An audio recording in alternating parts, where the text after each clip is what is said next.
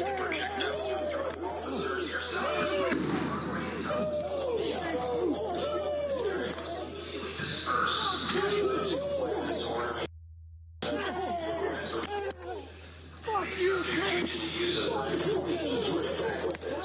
trying to go.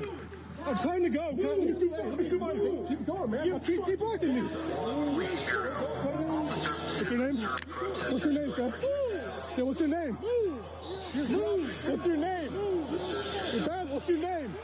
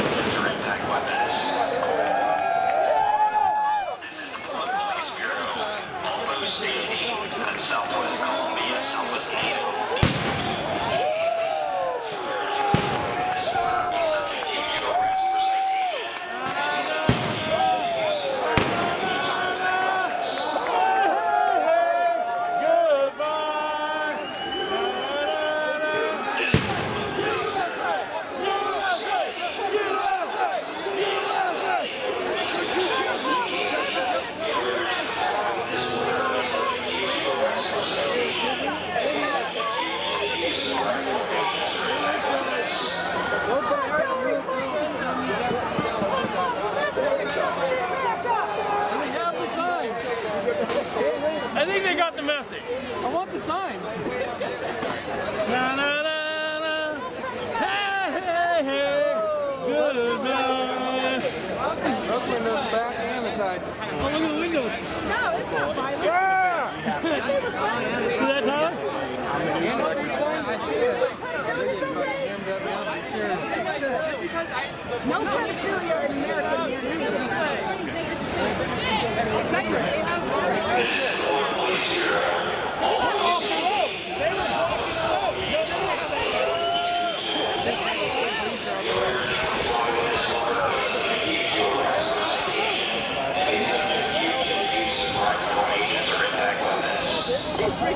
Oh my God! Oh my God! America! America! Watch the America! God bless America! Press the ball! Yeah, they just want to see burnouts.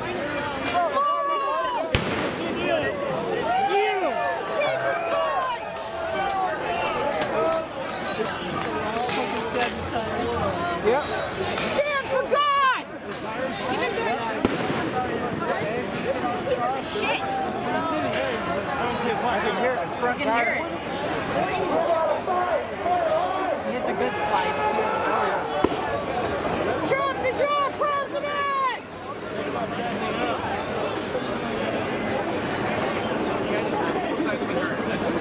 First, you know that we'll get blamed for it,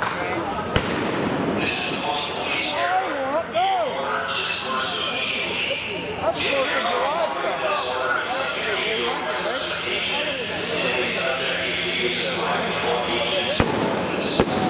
They ain't fucking playing. They're the 4th of July out here. Hey, come here, Grand Scooter. Hey, we need to catch up to the mark.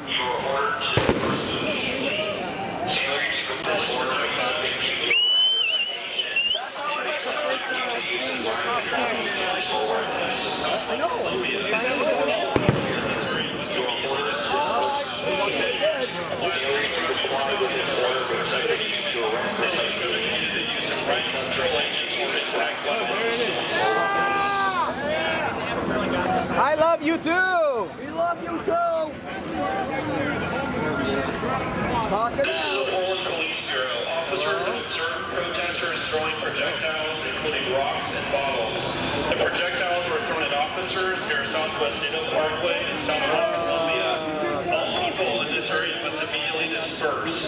Failure to comply with this order may subject you to arrest or citation and may subject you to the use of riot control agents or impact weapons. Chief Outlaw was made aware of this allegation, she contacted the Professional Standards Division acting commander and requested a review and investigation begin, and that review and investigation would involve the Office of Independent Police Review. Can you give us a specific on what sparked the review? Was it one incident? Was it a couple of different incidents, or was it photos? Yeah.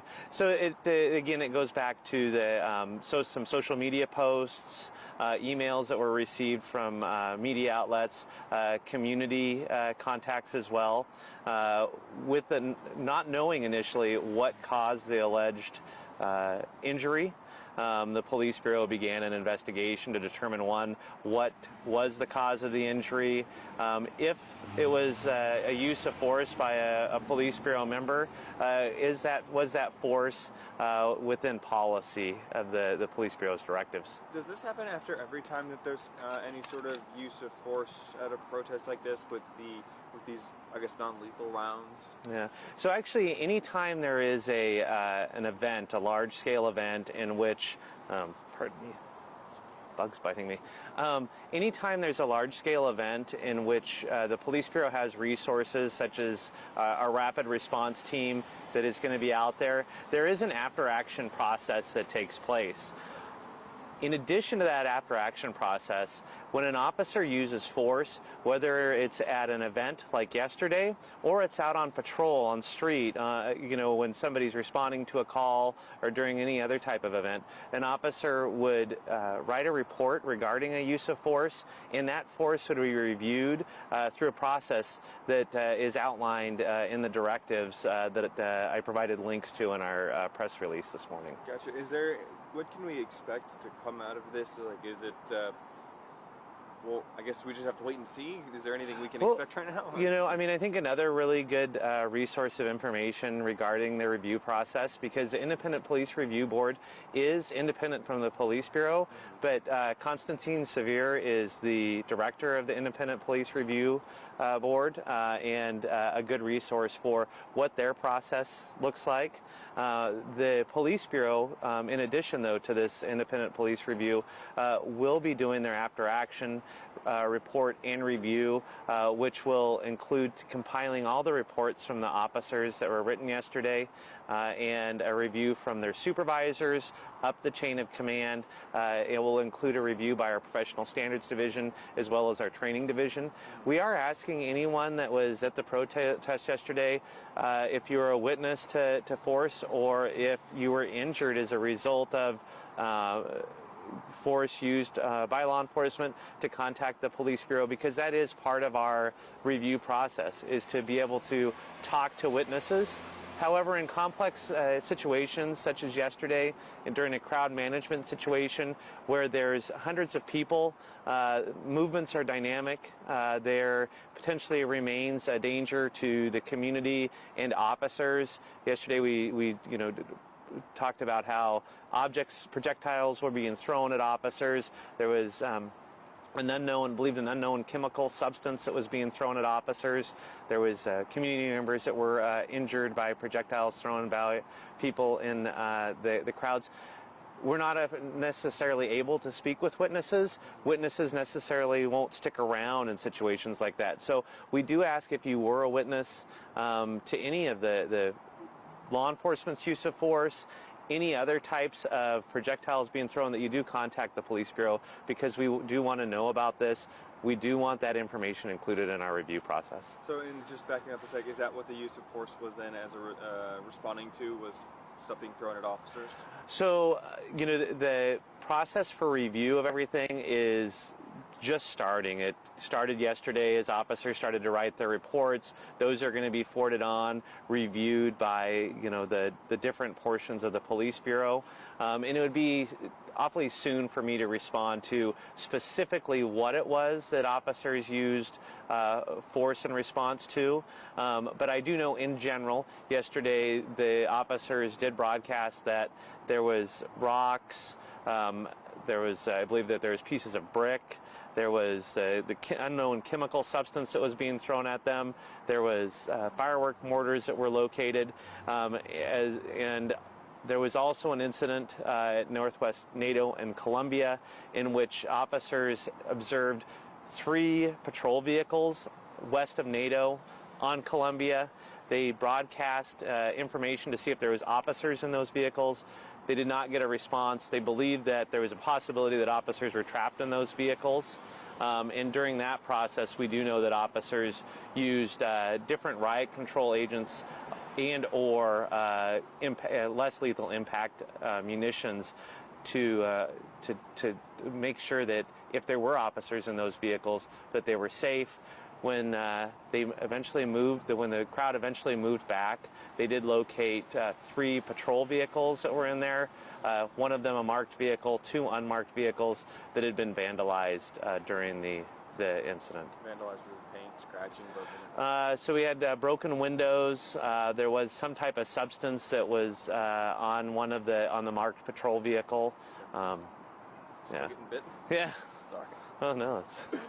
Okay, so things happened with police, but I guess we can't say right now what exactly the officers responded to in terms of using use of force. Yeah, I can't say specifically, what exactly each use of force was in response to, but as the chief said in her message, our use of force is in response to the behavior of people in a crowd.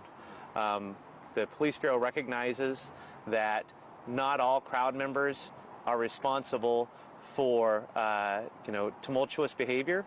That is one of the reasons why we do have a sound truck out and we use it. It's a loud vehicle. I've been in the sound truck before. I've seen people cover their ears. That's not in the intention to hurt people's ears, but it does have to be really loud so that everybody can hear, from the people at the front of the crowd all the way to the people at the back.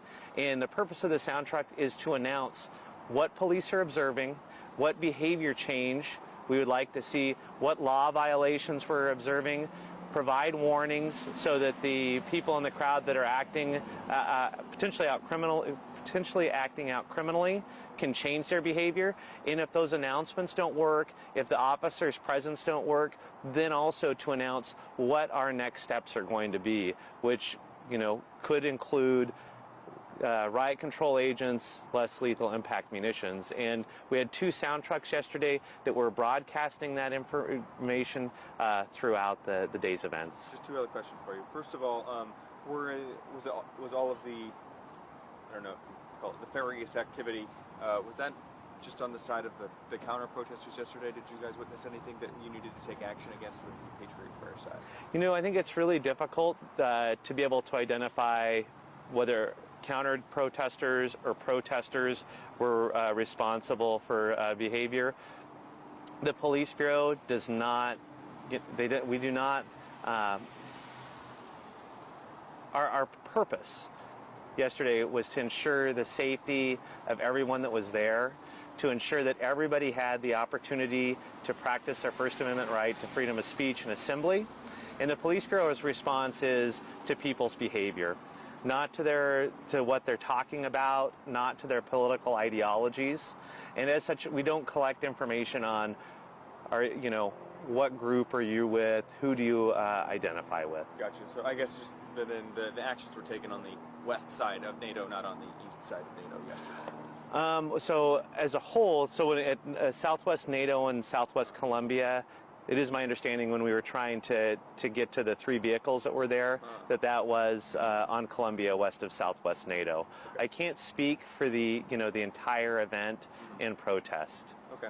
The other question I wanted to ask you, this just being one of, the chief is still fairly new, did she have a role in how all of this played yesterday and in the planning of yesterday and at all in what went on with any sort of use of force yesterday? Was she involved in decisions or was this just kind of her responding this way?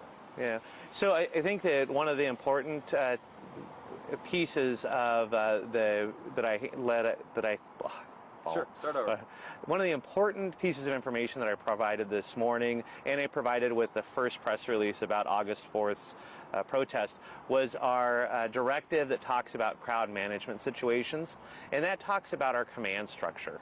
It talks about who is responsible providing information on the ground at that moment in time when things are going on.